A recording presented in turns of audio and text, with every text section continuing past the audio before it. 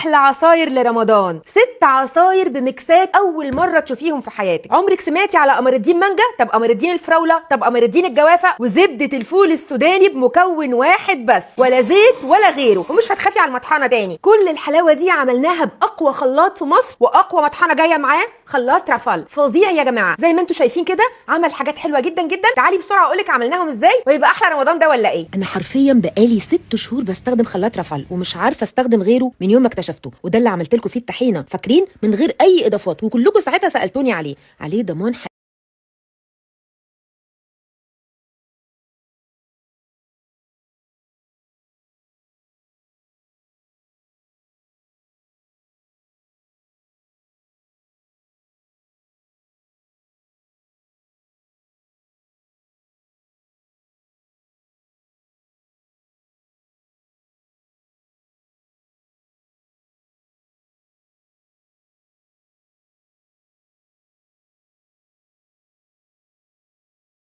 عايزه الفراوله سموذي اكتر قللي الميه، عايزاها سموذي اقل كتري الميه. ودي حوالي نص كيلو فراوله حطيت عليهم تقريبا كده كبشتين من قمر الدين، وتضربي كويس جدا جدا. وطبعا هو اوريدي خلاص محلى عشان احنا كنا حاطين سكر. نيجي لتاني عصير معانا برده، دي المانجا اللي كنا عاملينها مع بعض فروزن، حوالي نص كيلو من المانجا، حوالي برده عليهم كبشتين من قمر الدين، وبرده زي ما قلت لك هو محلى، وحوالي نص كوبايه من الميه، وتضربي كويس جدا جدا. ودرجه السموذي برده زي ما انت عايزه، اذا كان تزودي الميه او لا. ده تاني عصير معانا. ندخل بقى على المانجا اللي بالصوبيا يا جماعه، حلوه حلاوه مش طبيعيه. حوالي معلقتين صوبيا على نص كيلو مانجا وكوبايه لبن. عايزه اقول على حاجه، ما تحطيش سكر، الصوبيا اوريدي بتيجي من عند العطار مسكره، طعمه اكتر من رائع. دلوقتي برده دي الجوافه اللي كنا عاملينها مع بعض فروزن، هتحطيها في الخلاط ومعاها شويه ميه كده، طبعا حسب كميه الجوافه اللي عندك. وشوفي درجه السموذي برده. طبعا هنصفي الجوافه الاول من البذور بتاعتها، وبعد كده نبتدي نحط الاضافات بتاعتنا. انا حطيت حوالي كوبايه لبن وقد حزمه نعناع فريش كده. طبعا السكر بقى براحتك، تحطي عسل نحل، تحطي 3 4 معالق سكر، دي حاجه بقى ترجع لك. المهم يعني عايزاكم تجربوا الميكس ده. يلا بقى نعمل من بقيه الجوافه برده المتصفيه المتنضفه خلاص من البذور.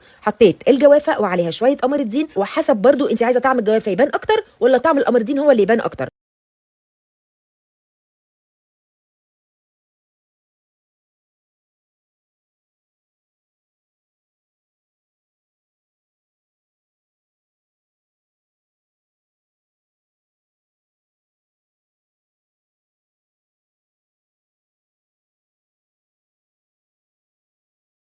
حطيت عليهم معلقتين قرفه وتضربي كويس جدا. يا جماعه عايزه اقول لكم ميكسات العصاير دي حلوه قوي، بس بقول لك استني، احنا لسه ما خلصناش. يلا بقى ندخل على المطحنه الجباره، واللي حرفيا انا ما بخافش ابدا وانا بستعملها. حطي بقى القرفه الكميه اللي انت عايزاها. المطحنه الكبيره جدا اللي جايه طبعا مع رافال بتطحن اقوى واصعب الحاجات. يعني مثلا ده القرفه دوسه واحده يا جماعه، بصي القرفه بقت عامله ازاي وبصي ناعمه ازاي. مش بس كده بقى، نفسك تعملي طحينه، نفسك تعملي زبده فول سوداني، مش بتحتاجي مكونات خالص